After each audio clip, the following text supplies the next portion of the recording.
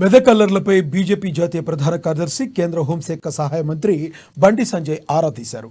Police ఉన్నతాధికారులకు phone చేసి బండి మెదక్లోని తాజా పరిస్థితులను అడిగి తెలుసుకున్నారు. అశాంతిని నెలకొల్పేలా ఎవరు వ్యవహరించినా చర్యలు తీసుకోవాలని ఈ సందర్భంగా కేంద్ర మంత్రి బండి సంజయ్ పోలీసులకు సూచించారు. అమాయకులపై అక్రమ కేసులు పెట్టవద్దని ఆదేశించారు. పోలీసులు నిష్పక్షపాతంగా వ్యవహరించాలని సూచించారు. కాగా జంతువధ, గోవుల తరలింపు విషయంలో శనివారం రాత్రి మెదక్ పట్టణంలో రెండు వర్గాల మధ్య ఘర్షణ తలెత్తింది. ఈ ఘటనలో ఓ వర్గానికి చెందిన వారికి గాయాలయ్యాయి.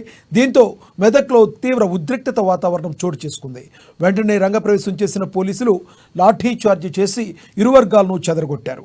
ఎలాంటి అవాంఛనీయ ఘటనలు చోటు చేసుకోకుండా ముందు జాగ్రత్తలో భాగంగా మెదక్లో భారీగా పోలీసులు మోహరించారు. అల్లర్ల నేపథ్యంలో బీజేపీ ఇవాళ మెదక్ బంద్కు పిలుపునిచ్చింది.